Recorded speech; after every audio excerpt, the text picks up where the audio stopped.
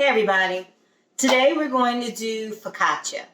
The reason why I have focaccia as a recipe for this month is because it's a really easy bread to make, and you could use it in various ways after you've made your bread. You could make sandwiches out of them, you can make pizza, or you can just enjoy it on the side of your meal. One of the things about making your own bread is that you can control the salt and the sugar in the bread and all the ingredients. A lot of people don't realize that bread has a lot of sugar in it, and 2 slices of bread, depending on, especially like the white bread, has about 8 teaspoons of sugar altogether, like 4 teaspoons per slice. So if you're paying attention to how much sugar you're eating during the day, or if you have sandwiches on a regular basis, you could be giving yourself lots of sugar and not even really know it. So we're going to do focaccia bread today. We'll be doing other breads as we move on through the year, but today we're going to do focaccia. So let's get started. First, you need to have 1.5 cups of warm water. You can use a temperature control. It's 110 is what it says if you see that. It should be about 110, which is warm. It's about the warmth of a baby bottle. So you've got the water, and you also have a pack of yeast. So you can either get the packages of yeast, or you can buy the yeast on your own, a big bag of yeast, and measure out 2.5 teaspoons. This is 2 teaspoons of sugar. And you mix that together until it's frothy.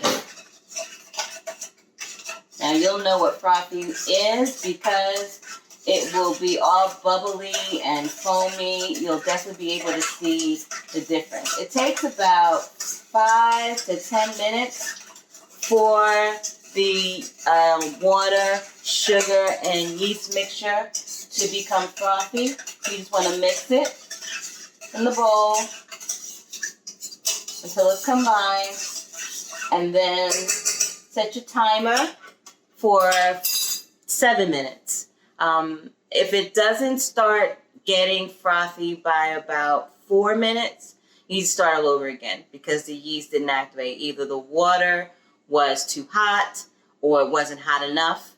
That's what happens if your water yeast mixture doesn't activate. It won't get frothy, and it'll take you probably about 4 minutes to see that. So we'll come back in 7 minutes, and I'll show you the frothiness of the yeast and water and sugar mixture, and then we'll get started by putting the flour in and getting the rest of our focaccia ready. See you soon. So it's been 10 minutes, and you can see that the mixture is frothy. And what I mean by frothy is it's that kind of consistency on top. All right, so now we're going to start to add our seasonings and our wet ingredients, and then we'll put in our flour. So we've got our oregano and rosemary. 2 teaspoons of both in here, but we're going to use we're going to leave about 1 teaspoon of it for the top of the focaccia. This is 2.5 teaspoons of minced garlic. If you don't like garlic, you can leave it out. If you like more garlic, you can put it in. I love garlic, and garlic is also really, really great for your health. It's a great antioxidant. It has a lot of healing properties. So as many times as you can get garlic into your diet or into your recipes, that's awesome. Then we're going to add our salt and pepper, 1/2 teaspoon of pepper, 1 teaspoon of salt. And then the recipe calls for 3/4 cup of olive oil. I'm only going to put about 1/4 cup in here. To start, we're going to use the rest for the bowl, and then the olive oil, putting it on top of the focaccia before and after it's baked. So we're just gonna turn on our dough hook and just let this combine for a few seconds.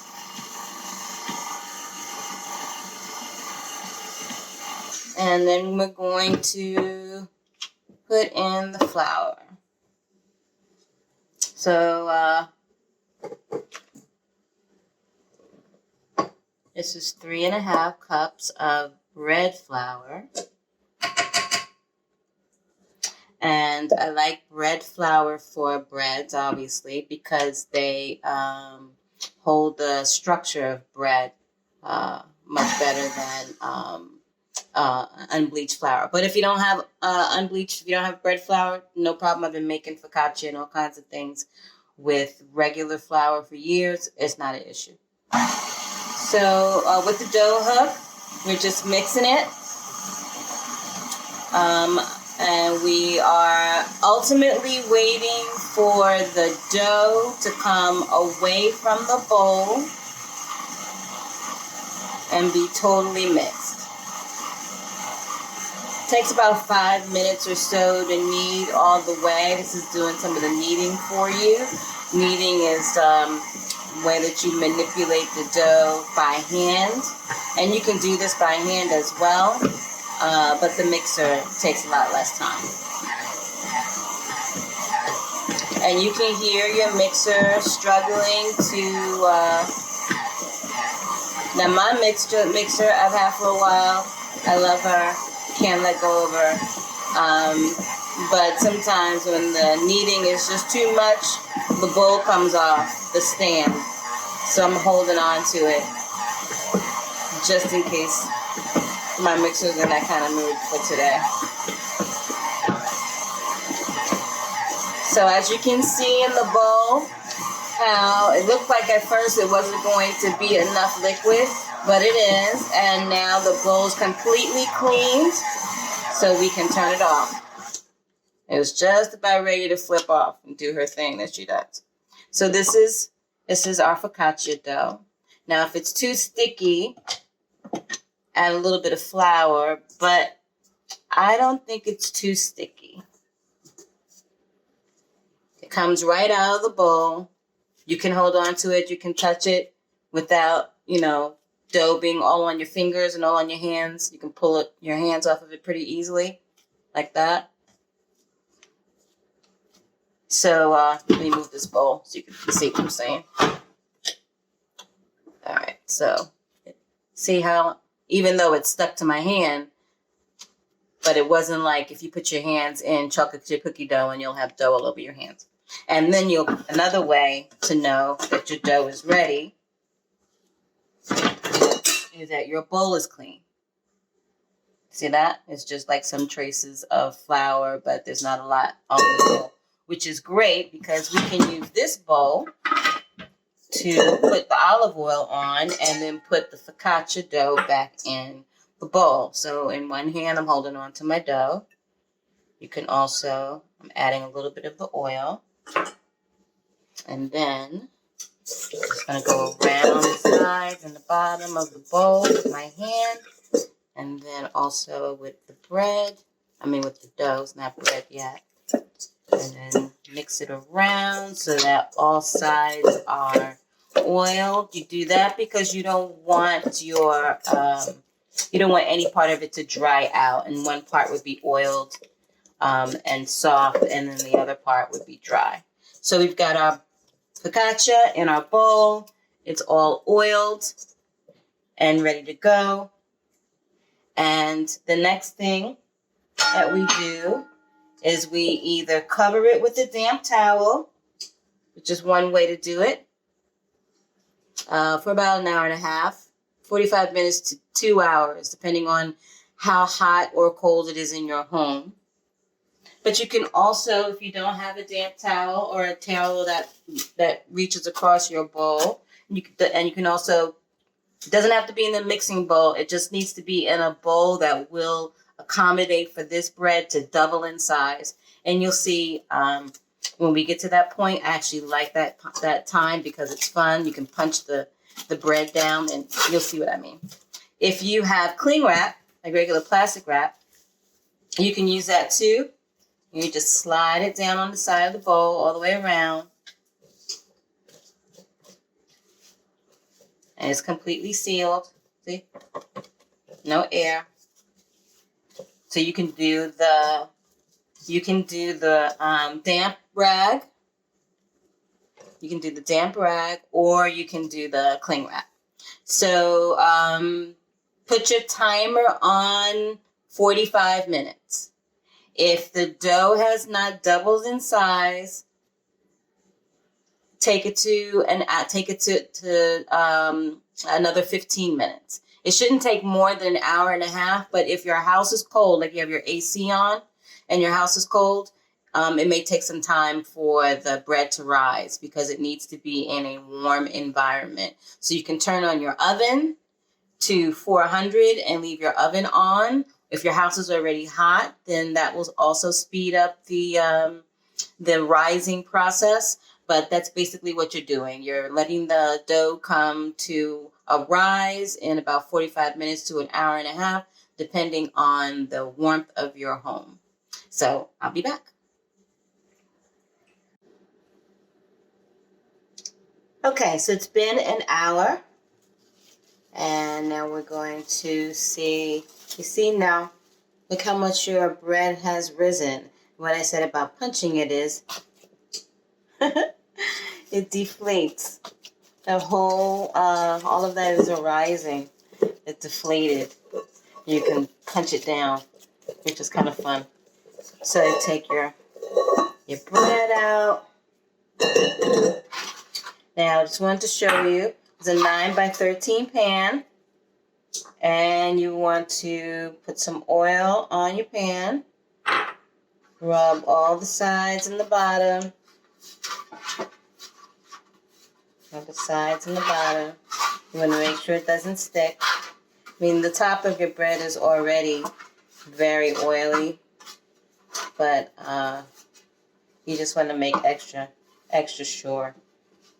Depending on whether or not your pan is non-stick or how old it is, it might have some sticky points.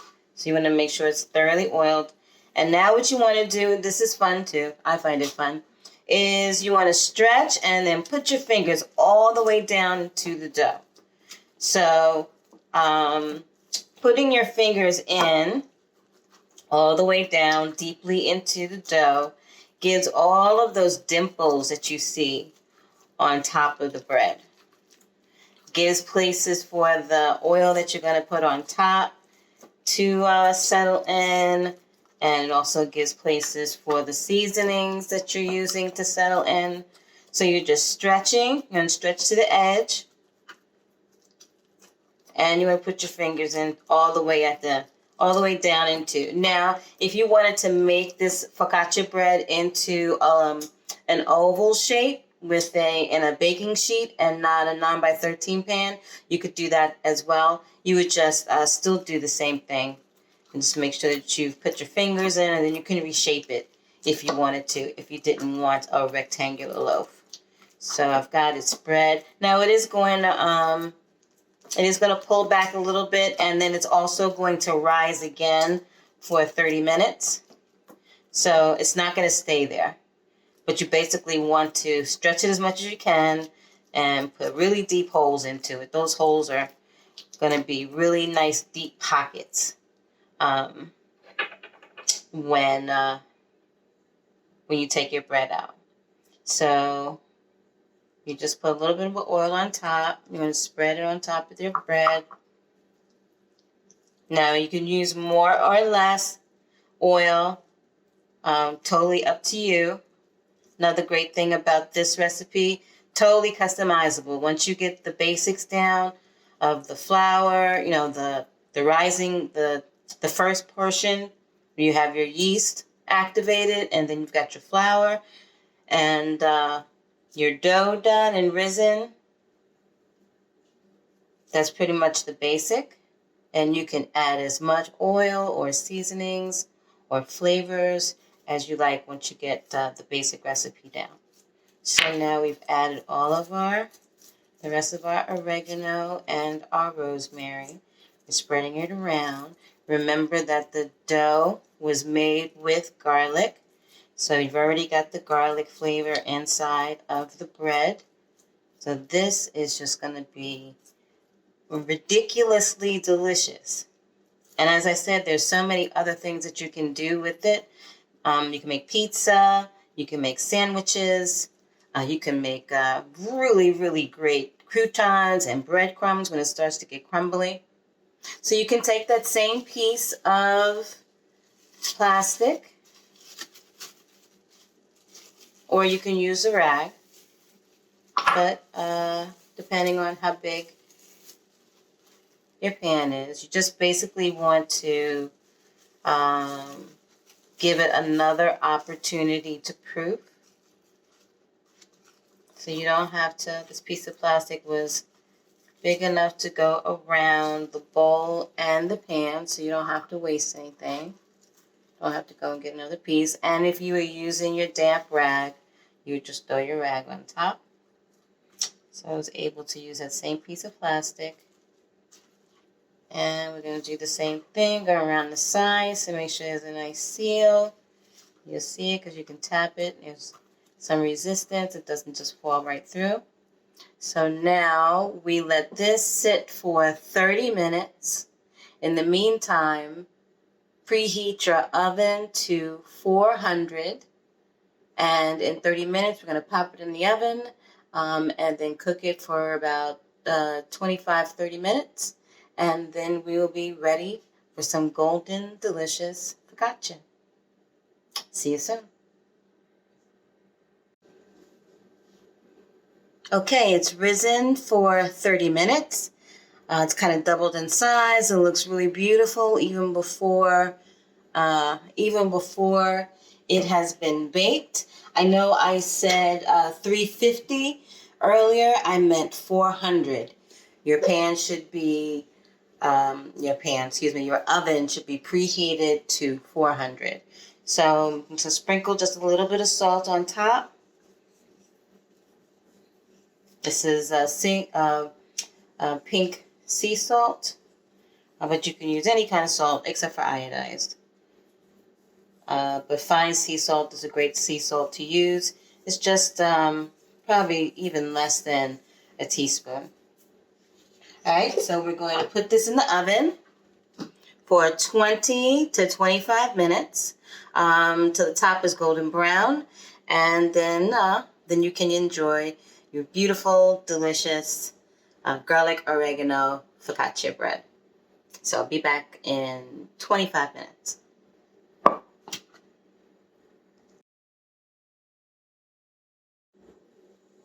So I took it out of the oven. It's 30 minutes. I let it cool a bit because I'm going to flip it over, but look how beautiful it is. And you see all the dimples that I was telling you about where you put your fingers in? That's when it gets all the places where the spices and the oil gets to seep in. So a way for you can either just cut it and take it up out of the pan that way, or you can flip it out on a board and cut it. So I'm going to flip it out on a board, show you how to do it. Now the bread is warm. It's not hot. It's warm to the touch. I can put my hand on it. And it is sturdy, so it's not going to break. If it breaks, then something happened with the bread altogether. So I have my pan in a mitt. I have my hand here holding on to the pan. I'm just going to dip it over. And it might stick someplace. And then you have it in the other hand. Put your pan to the side. And just flip it over. And then, if there was smell-o-vision, you could smell that wonderful smell of oregano and garlic. So now I'm just going to, can listen to the crunch. Listen to that. That's so awesome.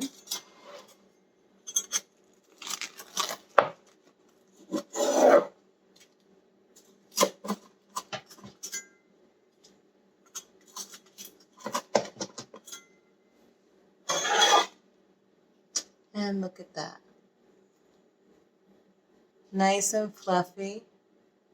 Beautiful. I'll break it apart. You still see the smoke coming off of it. You could just pull it apart so soft. Ah, that's just so wonderful. I love making bread.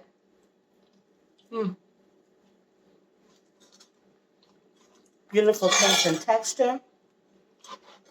As I said, you can make pizza out of this, sandwiches, or you can just enjoy the focaccia as it is. But there's our focaccia bread. Hopefully you've made yours as well.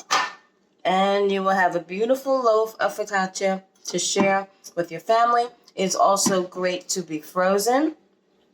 I would recommend that you cut it into squares, wrap it in cellophane, and then put that wrapped item in a freezer bag. And then you can freeze it, and it probably will last for 2 to 3 months if it lasts in your house that long. So if you make your own focaccia, share your pictures. Be sure to customize and add any kind of toppings that you would like. But this is a recipe for the focaccia bread, and I hope you've made it and will enjoy it. Till next time, be well.